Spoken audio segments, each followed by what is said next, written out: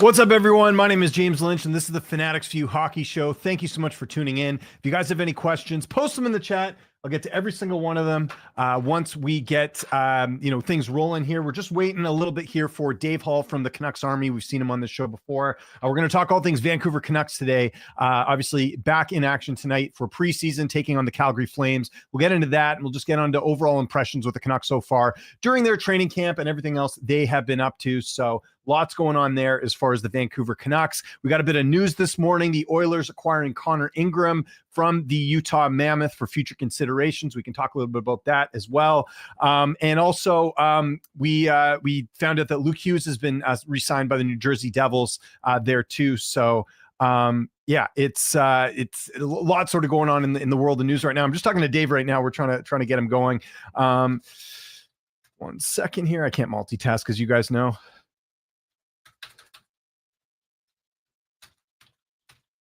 There we go. We're trying to get Dave on here momentarily. But yeah, lots going on right now in the news. So we can talk about the Canucks. We can talk about anything else that is going on here.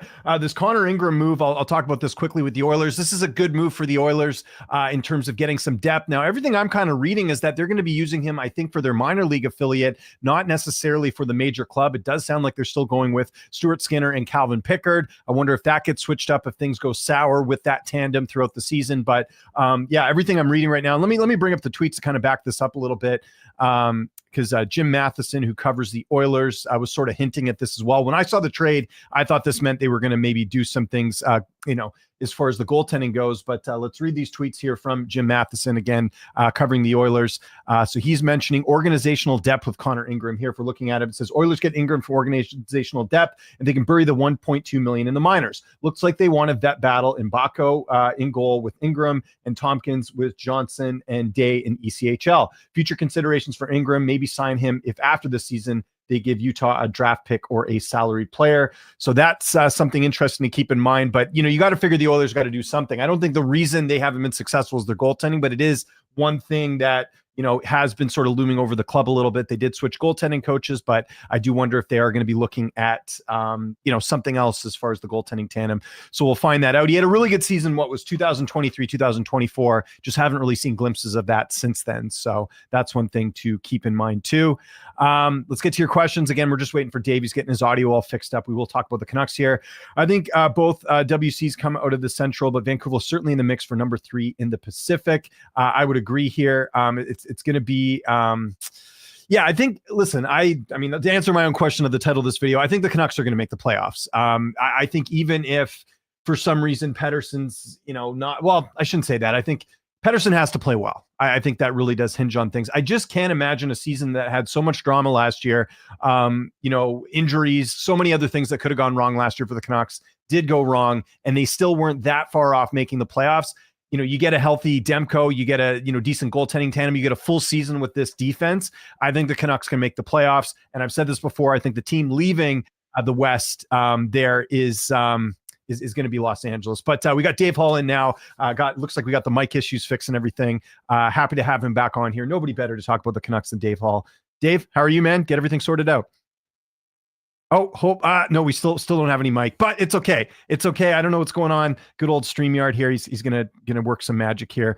I'll let Dave figure this out while we stay in the back here.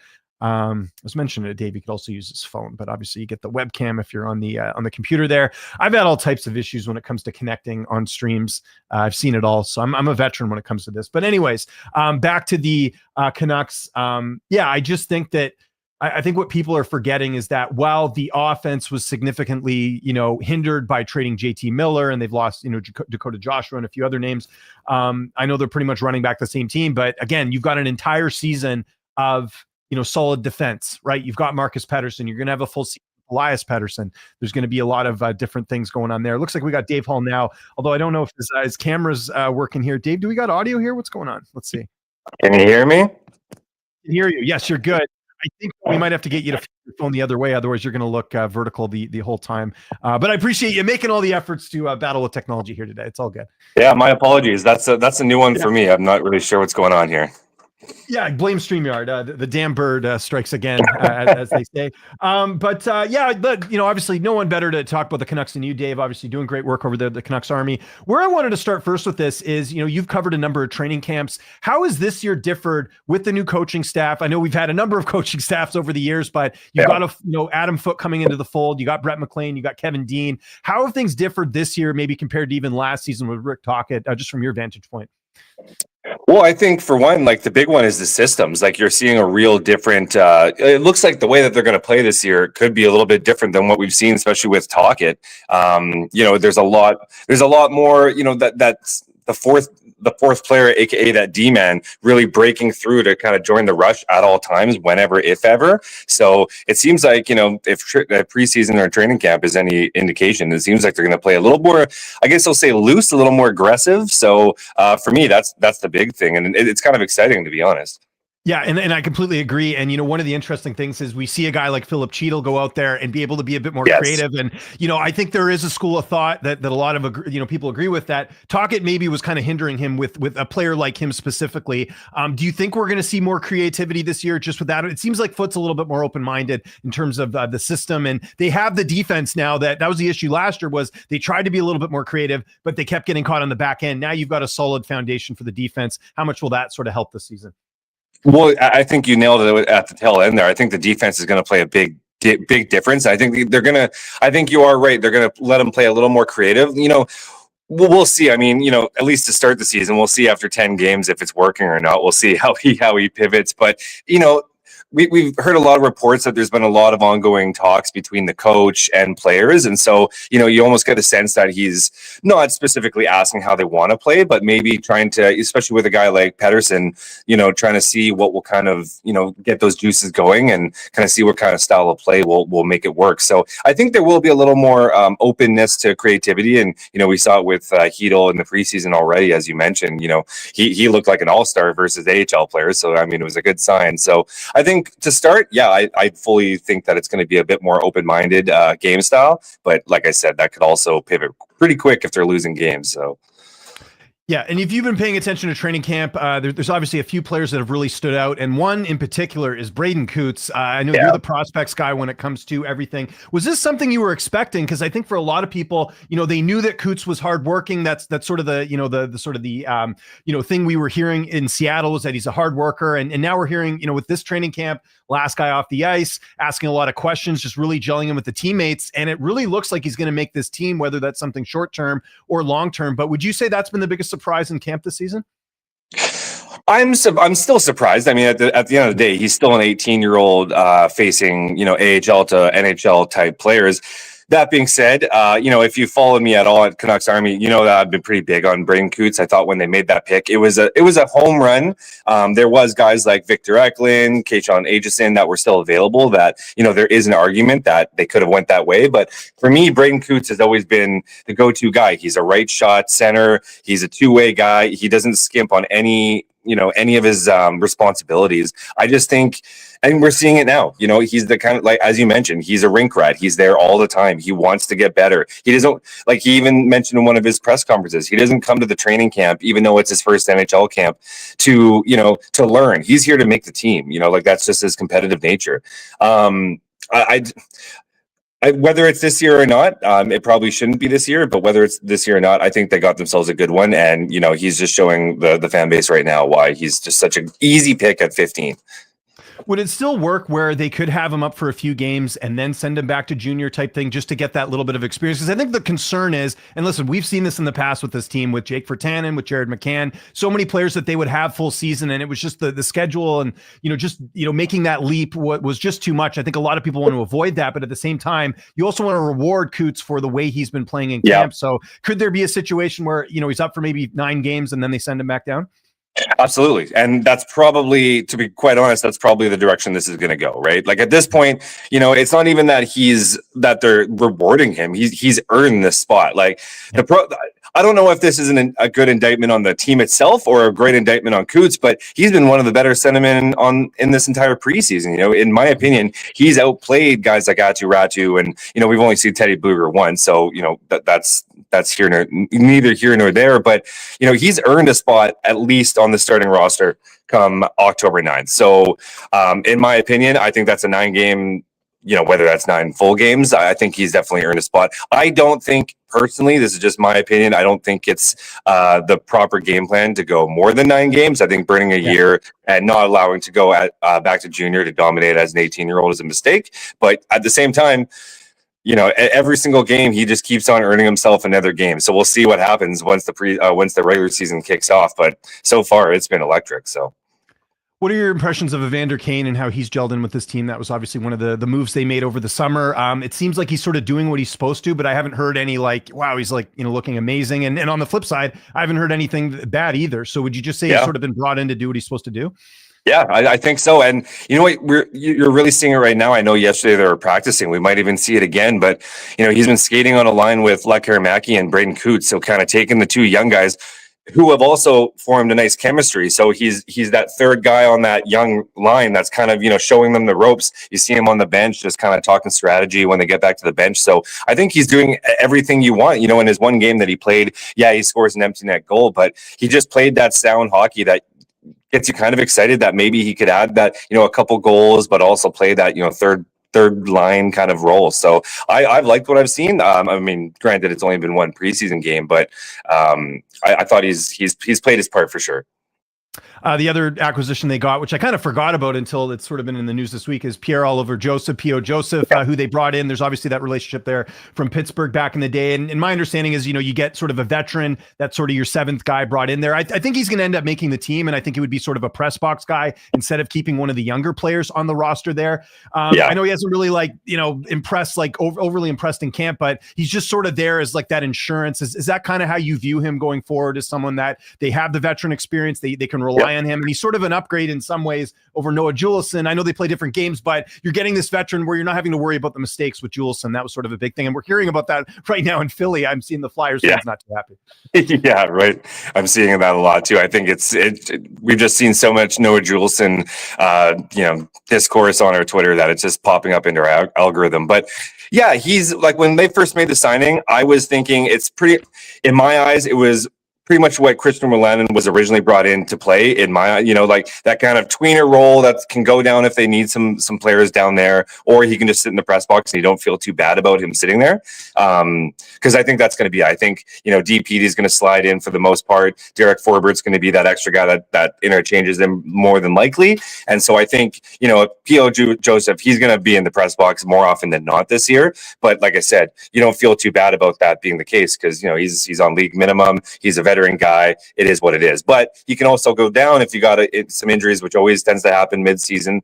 He can be that, number top pairing guy in Abbotsford. So I think he's right in the middle. And, but again, you don't want a guy like Pettersson or Wielander up there sitting in the press box. That's just wasted development. So he's the kind of, unfortunately, he kind of takes the hit to make the play, if you will, to be that 7th guy that's just going to, basically pay his dues as the press box guy and needed when needed. Yeah, well, which is never a bad option to have that veteran presence back there as well. You mentioned injuries. Obviously, the big one right now is Niels Höglander, which is unfortunate because it looked like he came into camp in really good shape. I know it didn't have a great sort of, part of the season last year, but there was a lot of expectation, a lot of hope. They're saying lower body, it's his foot. I don't know why they try hide this because everyone saw him with the boot on. So it's obviously a foot thing. So he's going to be 8 to 10 weeks. Who's going to take his spot? Is it going to be Lekaramaki? Who do you think will sort of fill that role while he's out, or did they go and get someone? This is the funny thing. This is why preseason doesn't matter. It's totally true, but this is also why preseason matters. I'm literally switching my role to what I said last week. Talked to me last week. I thought Lekaramaki should go back to the American League. I just thought that's he just needs a little more time physically and to gain some more confidence. But since then, he's played 2 preseason games and has looked pretty good. In my opinion, in the Edmonton game, he was the best forward. He scores a really nice goal. He's not lacking in his defensive lapses here. So in my eyes, he's been one of the better forwards. And so, we've always thought that, if who's going to score on that second line power play? And if he can come in and actually earn a spot, he's the perfect guy to line up on that second unit power play, and his play has shown it. So I think it is going to be like Aramaki. At first, I always just thought it was going to be Carlson, Baines, and Ratu as kind of the locks here. But as the week has gone by, my opinion has changed. I think Lek Aramaki has at least shown that he deserves a spot, much like Coots, to start. We'll see where that goes. If they can roll in, if Coots actually makes this team, keep that Evander Kane, Braden Coots, Jonathan Lekaramaki line and see what he does on the power play. We'll see where it goes. I still think he could benefit from some time in the AHL. But at the same time, just like Coots, if you're ready, you're ready. So we'll see how it goes. And, if you can have another good game, you roll that into the regular season, we'll see where it goes. We got the preseason game tonight against Calgary. I think, I know it's preseason, but I think it's fair to say this is kind of a crossroads game here for Archie Baines. It's weird because I'm kind of noticing this disconnect between, I think, the fans and the media, where it seems like a lot of people are saying that Baines is going to make the team. From what I've seen, he hasn't really impressed that much. And I do wonder if this is, this is a game where he's really got to show something. He hasn't really stood out to me. Maybe I'm wrong on this, but what are your thoughts on Baines and the potential of, where the Canucks go with him if he doesn't end up impressing here? Yeah, no, I agree. I thought he had a couple good plays in was it the Edmonton game? There was, I believe it was Edmonton, where, he really showed off what we saw at the American League level, hustles hard into the corner, beats out his guy, makes a pretty slick little pass into the slot there that creates a pretty high end scoring chance. Those are the kind of plays that we see time and time again at the American League level that we just haven't seen at the NHL level. So that was encouraging. But I do agree. He was kind of one of those players that I almost had chalked in, given his waiver status, given the numbers game, and in his new 2-year contract, that he would be the guy to kind of fill that void on the fourth line, third line. But now Lekkerimäki's outplayed him. And I think Linus Karlsson is a guy that's more fit for the fourth line. So I think he outbeats him as well. So I agree. I think unless he picks it up real big here in the next game or two, I do wonder if he's going to be the odd man looking out. They could keep him up as the extra, the 13th forward, see where that goes. But, he might also be a candidate where they try to slip through waivers. If he doesn't have a good game tonight, they might try to slip him through and see where it happens. But I do know internally that they are high on him and they do want to see him make this team. So I think they are going to give him every opportunity to make that team and to make them not make the hard decision of trying to sneak them through waivers. But I agree. I don't think he's shown enough right now. And it's frustrating too, because, especially for someone like me who watches him night in, night out in Abbotsford, I see what kind of level he can get into. It's just a matter of, taking those extra risks and playing like you can at the NHL level. So we'll see where it goes. But so far, it hasn't been great. We got a couple more minutes here with Dave Hall from Canucks Army. If you guys have any questions, post them in the chat. Canucks related or not, doesn't matter. What's going on with Yuri Patera? They put him on waivers. It seems to me like, and then again, just so we're kind of going down the chain here, Demko and Lankin, and obviously with the big club, with Abbotsford, yep. I'm assuming Tolopito and Young. Where does Patera fit into all this? Because they put him on waivers. They signed him. Remember, he had all those weird waiver moves last year. He was like with Boston, then he was back with their, what are they doing with him? Do you have any idea? Because I'm completely baffled what the plan is with Patera. Honestly, I hate to say it, but I honestly have no idea. Last year, trying to get updates on him was incredibly difficult. It always is, but to go almost a full season and then off season and then preseason without really getting any updates on his game. He didn't slide into a preseason game. We haven't really seen him for what it's worth. He seemed to look good at preseason, and they do seem to see him as a good piece of depth for the team.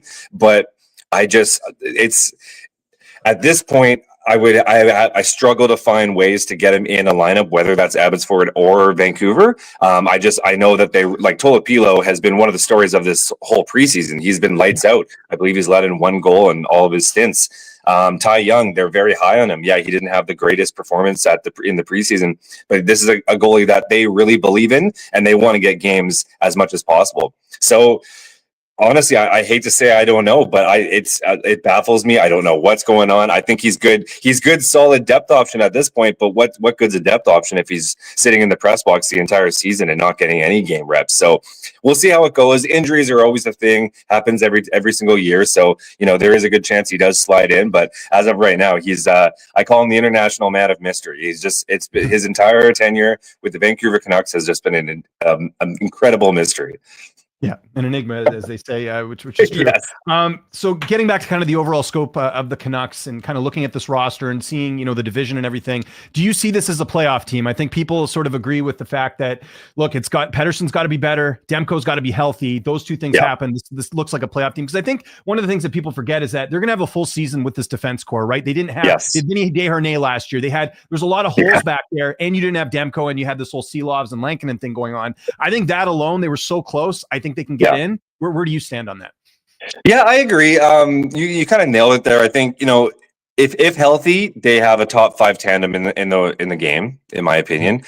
Defense, definitely, again, one of the better defensive cores in the game. So I think defensively, they're going to be a very strong team. I think they're going to win a lot of 3-2 games, 2-1 games. Problem is, and this hasn't been something that has been really alleviated, is where are the goals coming from, right? And that's where, that's why I kind of bring up the power play too with Lekkerimäki, because, Lekkerimäki might not be fully ready and fully developed. He could use some time in the American League, but this team needs goals. And so you're not going to find in this system a better sharpshooter than Lekkerimäki. So, just by proxy, he almost seems he has to be up there just to try to score some goals for this team, because that's the only thing that I worry about. I just don't really know where those goals are coming from. If it's not from Quinn Hughes, doing his magic from the back end. Obviously, Pettersson, a strong Pettersson changes the entire game. But right now, we kind of have to go off of that.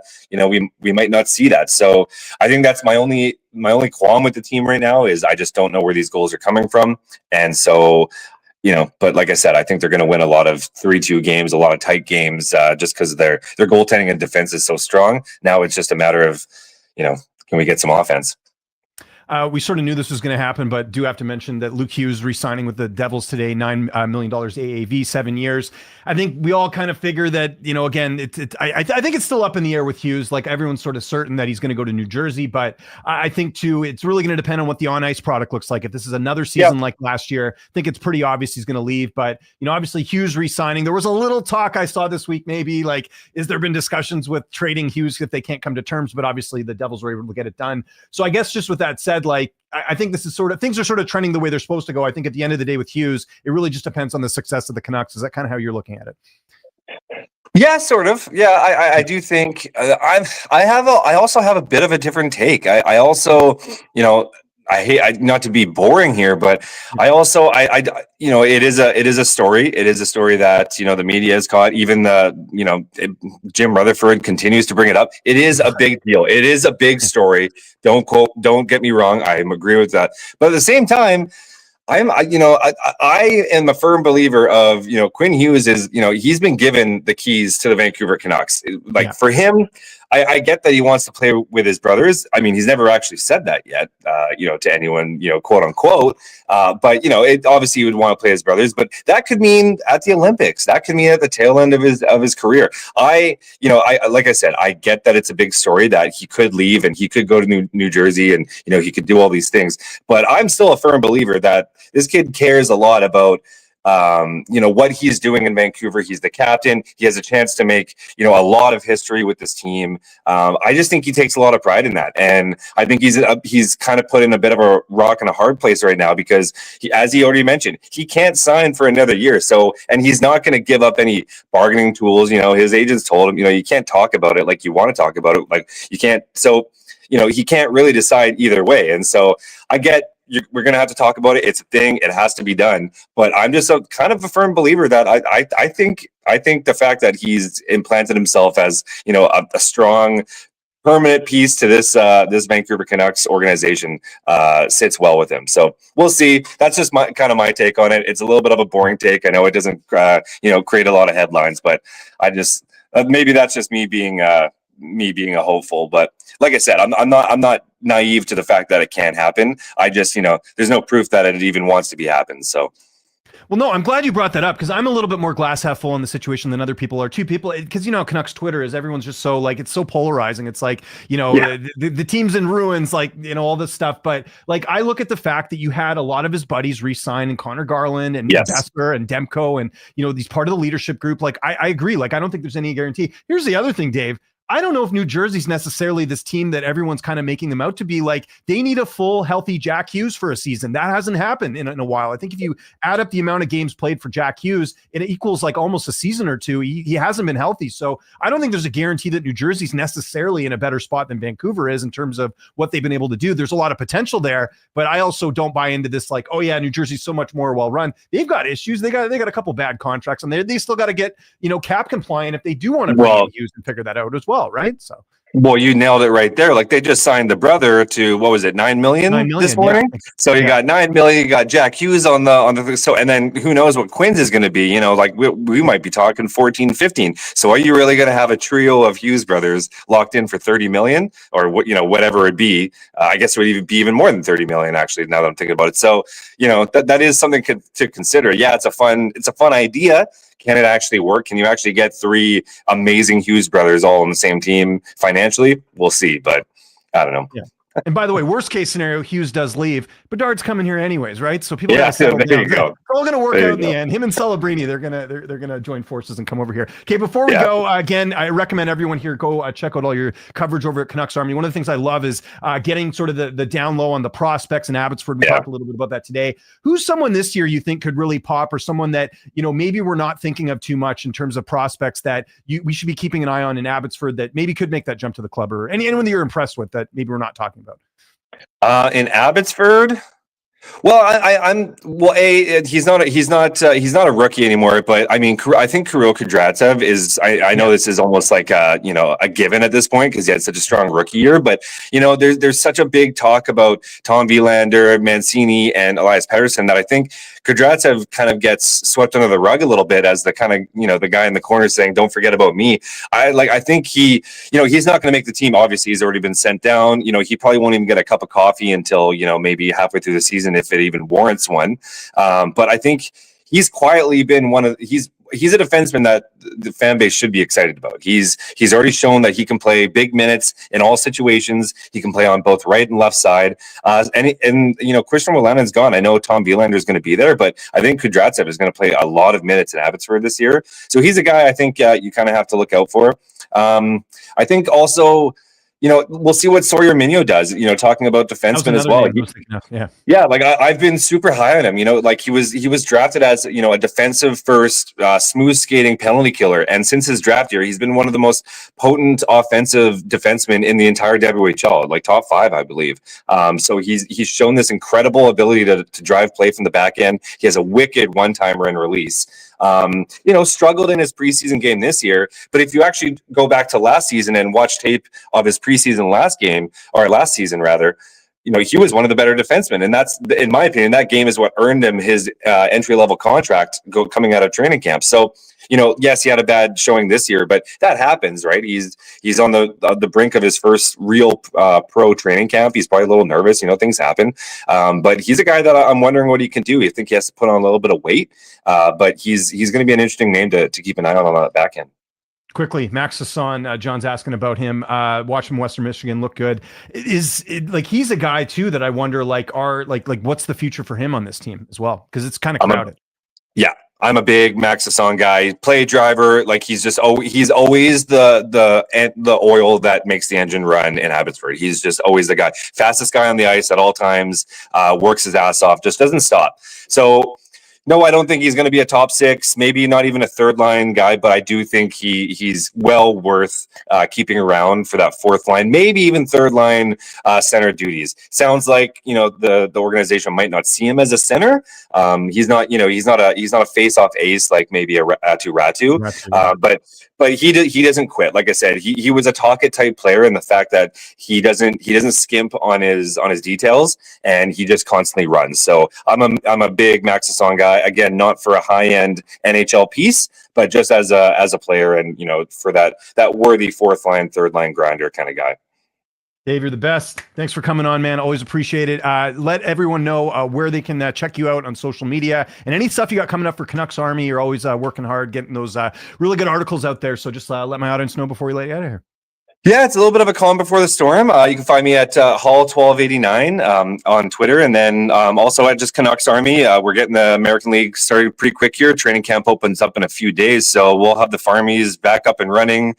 We do have some Tyson Cole and I, my colleague over at Canucks Army. We have some fun, exciting stuff going on with Abbotsford. We're going to change a few things up, so we've got some fun things on the go that I won't break just at this moment. But yeah, we've got some fun stuff. So just make sure to catch us at Canucks Army.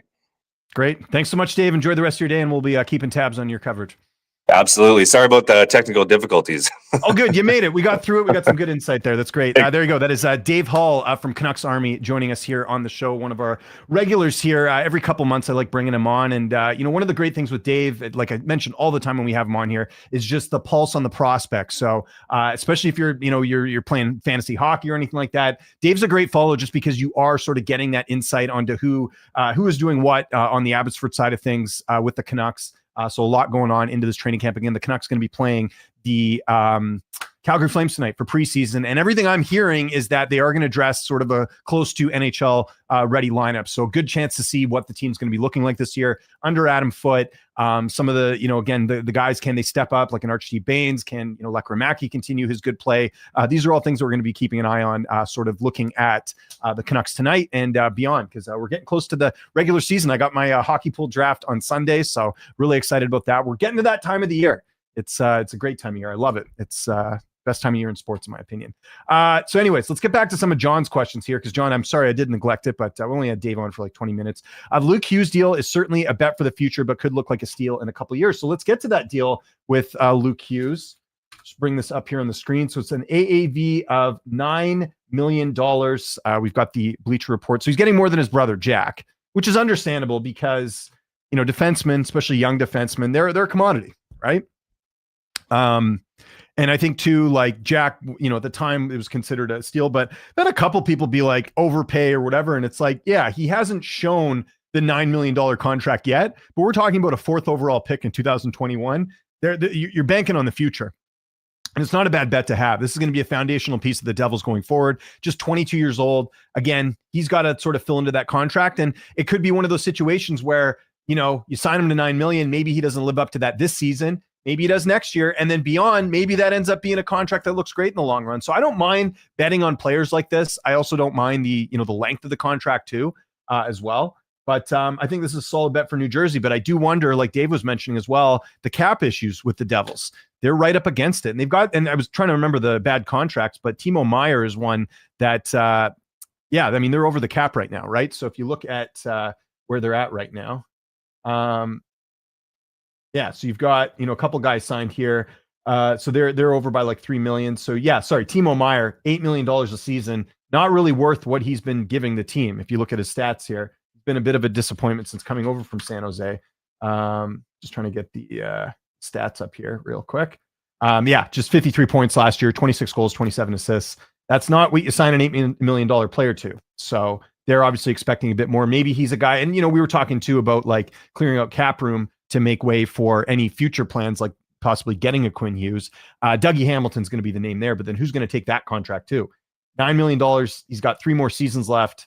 That's a little bit high for a guy that's 32. He'll be 35 when his deal's done, or maybe 36. My math's correct, but a lot of questions over there in New Jersey. That's why, listen, I get people being excited about the future in New Jersey. There's a lot of young players here, 24, 26. Palat is actually another name that they'll probably look to move on from. Dawson Mercier is only 23. And then you look on the back end, you got Luke Hughes, a little bit of an older back end there as well, other than Samus and Simon Nemec as well. But yeah, the future's got to pan out. Buffalo's had a young team for a while too. They haven't been able to do anything with it. So again, I think New Jersey's got a little bit more bones there, a good mix of everything. But I just I don't buy into it's a guarantee New Jersey's going to be a good team. I don't buy into that yet. Ingram is a decent goalie. Yeah. So back to the Connor Ingram thing. Hopefully the mental health is better this season. Yeah, that was something we heard about last year, was that he was obviously dealing with some things. We'll see how that goes. Again, Utah, not a big market. Edmonton is a big market. You're going to have to deal with some of that pressure that goes on for the Edmonton media and everything else, right? So there's some things to kind of keep in mind there. What do we got here? Let's see. What do we got? Jersey is looking like they're playing the long con for the lost brother. Yeah, I mean, long game, you mean? Yes, possibly for sure. So we'll have to see what they're going to end up doing. Will they end up getting Quinn Hughes? We'll have to see. But yeah, I don't know. It's gonna be interesting here. So I think a lot of it comes down to the success of the Canucks. Can they make the playoffs? I think they're a playoff team, to answer the question of my own header here.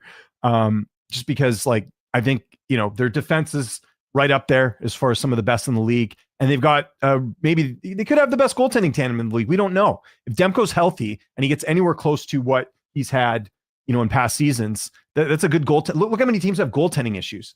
I mean, half the league has goaltending issues. So if you're getting, a healthy Demko, that's an upgrade over most tandems that we have in the league right now. We already talked about Sasson. Really hope Baines makes it. I'm high on that kid. Well, the Baines story is interesting, right? I believe he was undrafted, came as sort of a walk-on to the Canucks.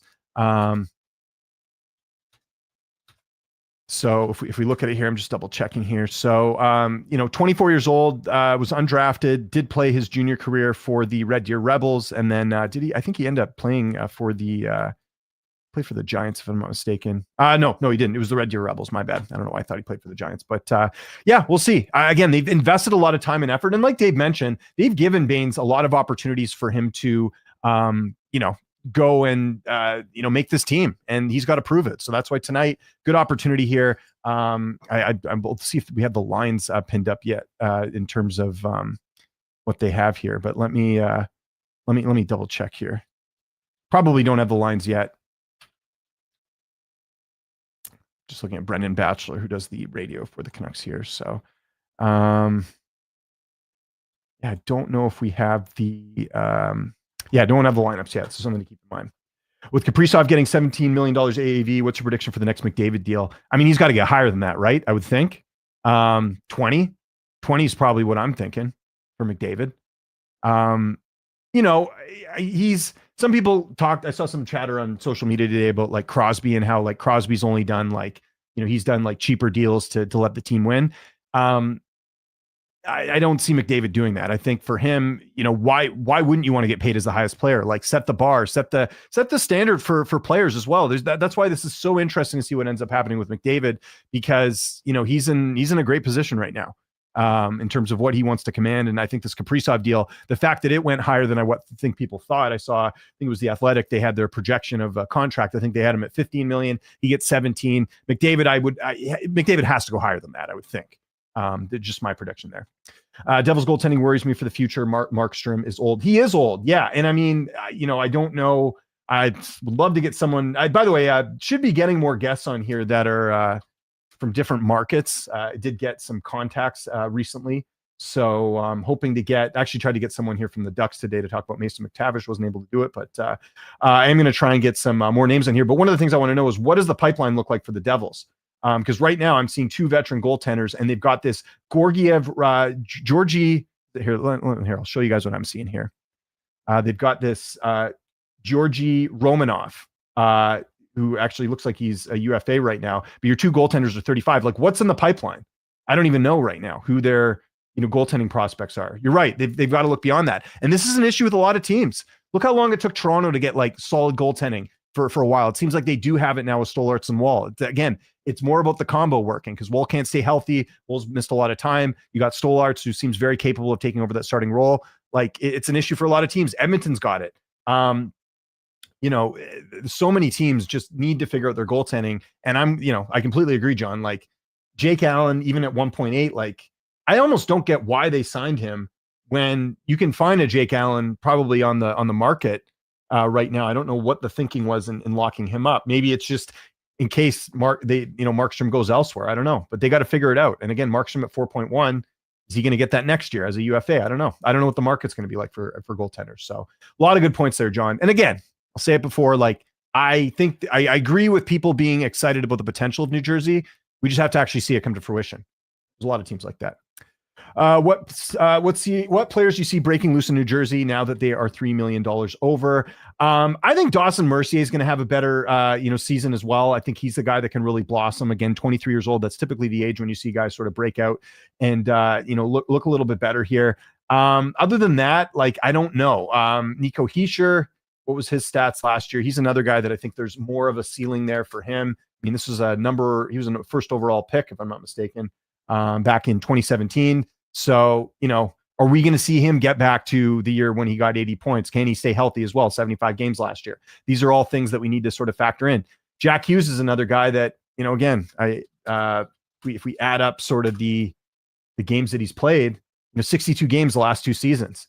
He has yet to play a full season at this point. 49 games in 21-22. So again, you like the 99 points he had a couple seasons ago, but he's got to stay healthy and achieve that. He's been in the 70s the last couple seasons for a guy that they're, banking on being one of their top guys. Who takes the next step with Florida now that Barkov and Tkachuk out? That is easy for me. That's Anton Lundell for sure. When I saw that Barkov was out, my first thought was Lundell's going to step up and do it. So, yeah, they'll figure it out. Florida's, they're a smart team. Here's the thing that Florida has to their advantage. Actually, I don't even know what their cap situation's like, but if you look at Florida, yeah, they're over the cap right now. I think that is with Barkov on there. So they'll figure something out, but they're willing to take risks. And here's the other thing: there's players that want to play for this team. It's a very well set up system they have, from the practice facility to the environment to all that stuff. So they're going to be more appealing to certain players if you're wanting to waive that no trade clause. So that's an advantage that they have, and they've been able to sort of maintain this really strong lineup over the last couple of years. And they're, again, every year they keep doing the same thing. This year it's with Jeff Petrie. They bring him in on a 1-year contract, but they did this with Oliver Ekman-Larsson. They did this with Nate Schmidt. So they bring in a veteran that maybe could get paid a little bit more in another market, but they're getting him on the cheap there because he's sort of doing the prove me contract there. So we'll see how it looks. But I still think, even with these injuries, I mean, it is a big blow to Florida. I do wonder if they're going to look to acquire someone. I think they're still a playoff team. Whether they go far, that's another question. We'll have to see. Trade wise, with the deadline being, I see what you mean. Who could be let loose? I thought you meant who could step up. Yeah, I don't know. I am not the guy to ask. Unfortunately, I don't know enough about New Jersey and sort of their depth right now, is what they're going to be doing or who they're going to trade. You're right though. Yeah, they've got to get rid of someone. Like Andre Palat is someone that I've heard they are trying to unload, but you might have to retain salary there. Like, what have his stats been the last couple of years? Him and Dougie Hamilton are the two names that I would look at as older guys that, can they get rid of those contracts? Timo Meier, I don't think you're going to get rid of. But look at this, 12 points last year, -5. Like, if he's halfway decent, if we're getting a guy that's at least, getting in the 40-point range like he was with Tampa Bay, that's going to help the team big time. So yeah, keep an eye on Palat as a name too. And does he go to like a San Jose or Chicago that, has the cap room to do it? What does New Jersey's futures look like? That's another thing. Like, do they have a lot of picks? Can they even move a lot? So they do. Look, they've got their first, second, and third pick. They got 2 4th-round picks in this year's draft. It's a very strong draft as well, so those picks are going to be worth a lot. So those are things to consider. They have a lot of draft capital too. That's another thing which will help New Jersey get out of this hole, so to speak. Where would you slot Marc-Andre in terms of all-time goaltenders? He's up there for sure. I think one thing I'll say with Marc-Andre Fleury is, like, let's look at the overall numbers. They've been very good. Is he top 10 of all time? Possibly. Some pretty good career statistics here overall. Like, even at the end with Minnesota, he put up some good numbers, good save percentage there. Like, the save percentage is what I always look at. So last couple of years it's dipped a bit, but he's always been in the 9s. I think though, people got to realize with Marc-Andre Fleury though, talented goaltender. Is he one of the all-time greats?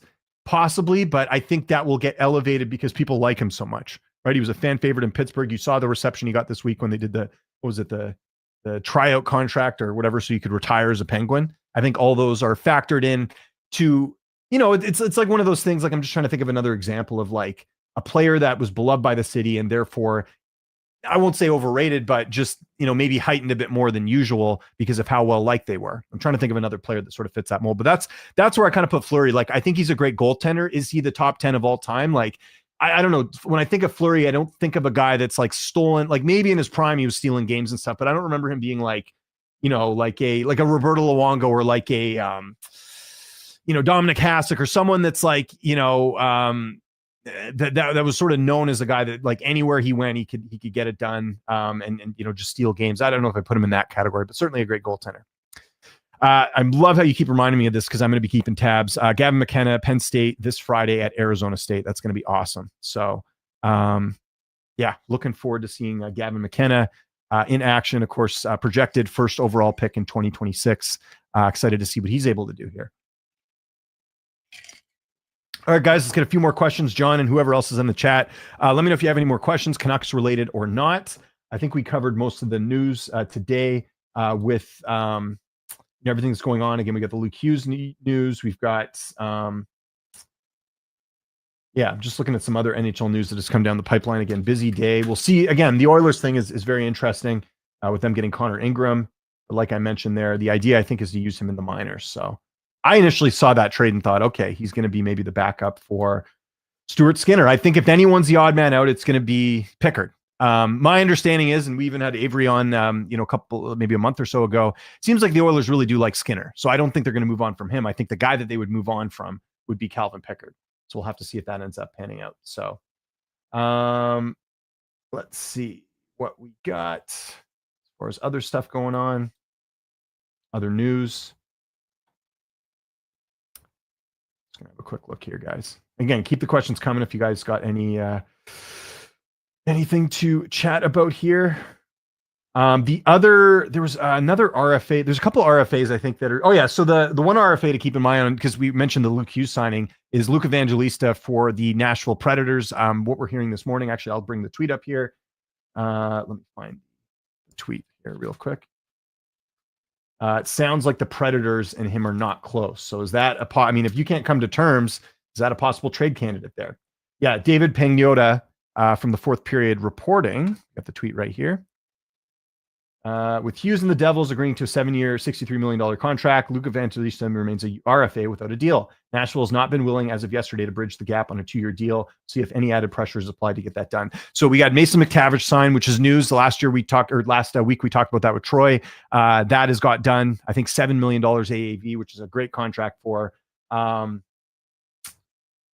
Ducks. So yeah, will the Predators, who, again, I've said this before, like, I don't know what the Predators are doing. This doesn't look to me like a team that's going to be any better than they were last year. They might be marginally better, but I don't know if they're a playoff team. So yeah, they got to get this sorted out here. And if you're not going to keep him, what does Luke Evangelista get on the market if you are looking to trade him? I don't think they are. I think they'll figure it out. Seems like all these RFAs do. We hear some chatter of trade talk. We heard that with McTavish. We heard that with Luke Hughes even. But yeah, 22 points last year. Still, 23 years old, 42nd overall in the 2020 draft. I mean, there's a lot of appeal there.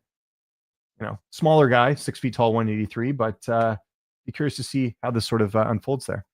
Penn State loaded as well. Yes. You were going to be my go-to guy, John, when it comes to college hockey. I don't watch nearly enough. The juniors are sort of what I keep tabs on. And even then I just do my best. I obviously followed the Giants here in Vancouver, but not a whole lot going on there.